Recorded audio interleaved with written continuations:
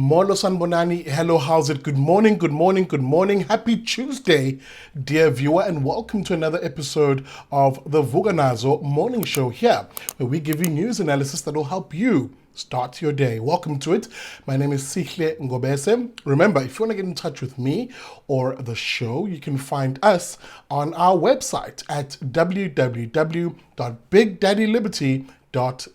And of course, all of our social media details are on the descriptor of this video. With that being said, how about we get straight into the news? All right, I begin here this morning, unfortunately, in Durban, where the Musgrave Centre, now you'll know that Musgrave Centre is one of the more premier la-di-da shopping centres here in Durban, was held up, or at least one of its shops, the Edgar's shop, was held up by a marauding gang of 13 robbers who stormed the shop and proceeded, to obviously loot, rob people of cash and empty out certain high value items from the store, and then broke out after their robbery, firing shots and fleeing in a few getaway vehicles. Now, the piece in which I read this from is in the Times Live. I'll quickly read an excerpt and I'll get back to you on what this actually is showing us as a trend going forward. The piece in Times Live had this to say. A gang of 13 men, of course, held staff and customers at gunpoint at a beauty shop in the Musgrave Centre on Friday before making off with that cash and perfume. Staff and customers at the store were left traumatized, and I'm sure they were. The spokesperson of the police here in Durban, Utenji Ngcobo, said the incident took place at around 5:45 p.m., where 13 men entered the premises, firing shots, demanded cash, and fled. One suspect has been arrested. End of quote. Now, I chose the story because I think it's significant for two reasons. Number one, prepare yourself. I have my ear on the ground, and I can tell you now, there's a lot of chatter in my township of Umlazi around the trends that we're likely going to see and that we're already seeing as residents of this township and likely townships across KZN in parts of the country. Those guns that went missing from that police container during the July riots last year, let's just say we're hearing them pop off on a regular basis in and around our townships. The amount of people who have these illicit guns now is actually rather frightening. And I think we're seeing the result of that in crimes of this nature. That is where there are massive or big gangs of armed, often well-armed criminals storming into shopping centers, storming into jewelry shops, proceeding to loot them and then fleeing. Now, you'll remember we covered a similar incident like this that happened a while ago, where on the north coast of KZN, this incident happened, those criminals being chased and a shootout ensuing on the N2 heading towards Durban. And of course, we're seeing this happen because there are a flood of guns in the streets at the moment, and they're finding themselves in the hands of criminally minded and criminally intent individuals who will see these opportunities to form gangs, to storm these shops and to rob them in this manner. So be very vigilant, dear South African, if you're entering into these sort of spaces like malls and places where, you know, money and goods exchange hands like this, because clearly as the summer months come, and I can almost guarantee the end of the year comes, these sort of crimes of mobs, these gangs, if you will, of armed robbers storming shops will become common occurrence. So this crime event for me is a word of warning and something perhaps which you should be keeping an eye out as you look to keep yourself safe. All right, in other news, brace yourself. The red in tooth and claw commies that form our trade unions in this country, that archaic institution, are threatening to go on a nationwide shutdown and a stay away. Gosh, It's like 1980s South Africa once again. It's such an archaic political tool that these unions, ever increasingly irrelevant unions, by the way, are using in order to get their message across. Now, let me not be entirely dismissive. Let me tell you at least what they say are the reasons for this planned shutdown. This piece, of course, I saw in EWN. The unions themselves, that's the COSATU, the Congress of South African Trade Unions, and SAFTU, the South African Federation of Trade Unions, get your tongue around that, are threatening the stayaways, as I said, citing the following reasons.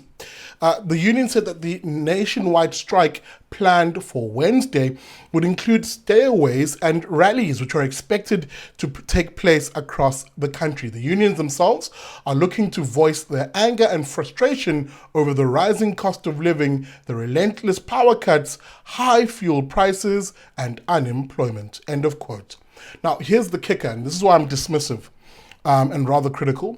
These unions, specifically COSATU, are aligned to the very politicians, to the very political elites who are doing and creating the conditions that they are railing against. Let me hit you with that again. The unions are chommies with the very political elites and politicians who are doing creating these terrible economic conditions through their terrible economic policies and their ideology that the unions are now complaining about and threatening to make the rest of our lives a misery. Now, it's where I get a little bit annoyed with these lefties insofar as they support the very crap that they then bitch and moan about to us, as if we're supposed to now do something about it. The very thing that they could do literally behind their closed doors when they sit in these meetings with their political elite and politician friends. So why strike? Why shut down the economy? Why inconvenience us when they could literally walk into the offices of the ANC president, that is COSATU in particular, who happens to be their alliance partner, and say, hey, Mr. President, we want you to do X, Y, and Z. But they can't do that.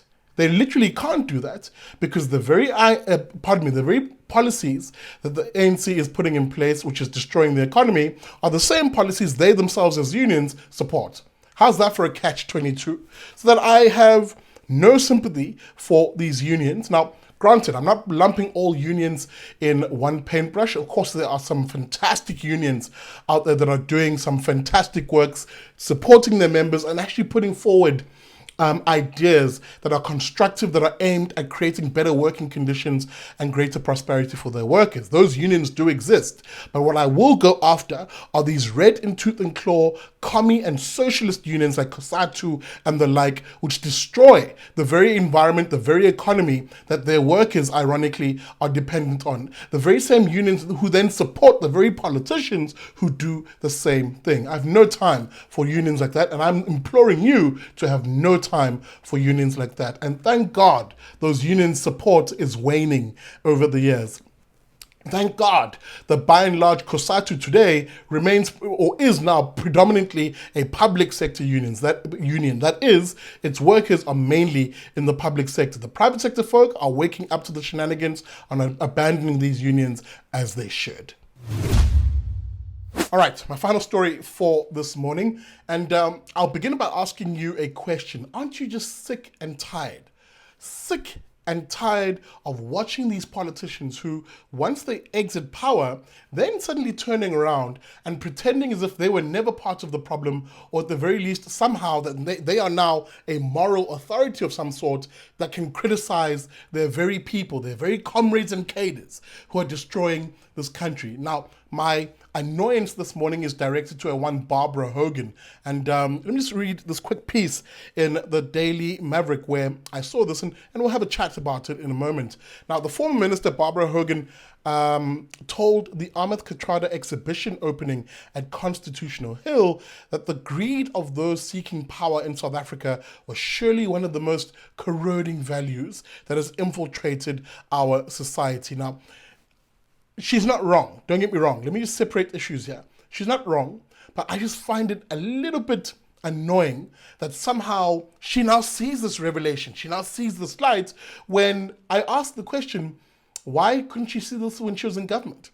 Why couldn't she, when she held political power, literally, if you will, lead from within a movement that would that would do something about this and do something meaningful about this. It just rings us hollow that these politicians, only once they leave, suddenly find their voice and become these moral authorities that they really aren't. And I continue on this vein because there was more that Hogan spoke about in her address on Sunday, and she now suddenly rails, and I shouldn't say she now, but she rails against BEE and all its excesses, finally seeing that light. So this is what the Daily Maverick quoted her as having said. Hogan also decried the implementation of BEE, which she said had become a vehicle of entitlement and corruption. Quoting her, she says, "We've created BEE and it became a monster, a vehicle of entitlement, and it stalks our society in every way, and that is the corrosive value that hides a good cause," said Hogan.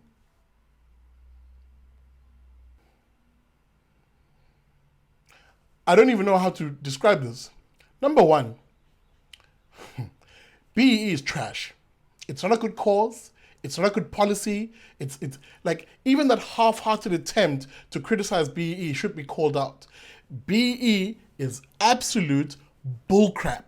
It is not a policy that is for black people, as its advocates will have you will try and fool you rather into believing. BEE is for black elites. It is for those black individuals who are politically connected, who are in the elites, and who already have a close proximity to power, privilege, and basically a pathway to wealth. That's who BEE serves. It definitely doesn't serve that poor chap who lives in a shack on a sand dune in Cape Town. It definitely doesn't serve that young chap who lives in Mlazi, standing on the corner because he failed school, a very same school where the conditions for him were atrocious, and now is looking to a life of crime as a means of putting bread on his table. Not that I'm justifying that. It definitely isn't. That's black economic empowerment, the policy, a misnomer in its name alone.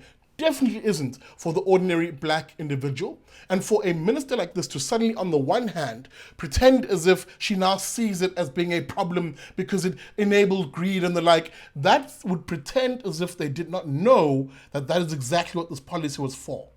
The ANC have always known that BEE will primarily benefit their friends, their cronies, and those black individuals who have a close proximity to power, who happen to be, yes, you guessed it, the friends of ANC politicians. So that her criticism of it now, half-hearted as it may, rings hollow to me. Rings hollow to me because there have been people in this country who, for the longest of time, including when Hogan was in power, have been saying that BEE is trash. So that, no, I will not be dribbled by her suddenly coming out and calling it out, and as if that should elicit rapturous applause for her stance and her vision on this. She sees nothing. She sees nothing. She is a part of the very system that created BEE and settled us, ordinary South Africans, the faith, flag, family, freedom South Africans, who gaslighted us into saying, if you don't support BEE, then you don't support black advancement, you don't support black empowerment. Bullcrap. I've said this once and I'll say it again as I conclude. Real empowerment policy in this country would see everyone stand behind a policy, a non-racial policy, that literally says, I will help you. I will help you, not because you're black or you're white, you're Indian, you're colored. I will help you because you're poor. Empowerment policy should focus on helping someone because they're poor, not because they're black. Because inevitably, a policy like that would focus on poor people who need it and not on black people who don't. Let me rephrase that. An empowerment policy that focuses on helping people because they're poor would make sure that it is only poor black people, disadvantaged black people, who benefit from empowerment, and not rich, connected, crony black elites who benefit. So of course the crony black individuals don't want a policy like that. Of course they'll hide behind gaslighting us and saying that if you don't support BEE, then you're anti-transformation and blah, blah, blah. The word transformation in of itself has been poisoned by them. It's become a swear word in my dictionary, at least. So no, Barbara Creasy, you're not going to get applause from me. You're not going to get a rapturous applause from South Africans either, because you were a part of the problem. And what we need in this country is to remove politicians and the political elites like you who hold these toxic ideas, these racialized ideas, these statist and often commie and socialist ideas, push you to the side and actually bring in people, bring in South Africans who believe in a free, prosperous, non-racial, and literally a property-owning South Africa. One that is defined by liberty. That's what we need. Less of you guys. All right, folks, we end it here this morning. I hope you enjoyed just this, the Tuesday edition of Vuka Nazo. Remember, if you want to get in touch with me, my website, people, my website. Find me at www.bigdaddyliberty.com. And of course, you'll catch this show on Facebook or on YouTube. Speaking about YouTube, make sure please that you hit that subscribe button and the bell notification so that you know every weekday from 7 a.m. when the show is live. With that being said, thanks for watching. I'll see you tomorrow on Vuka Nazo.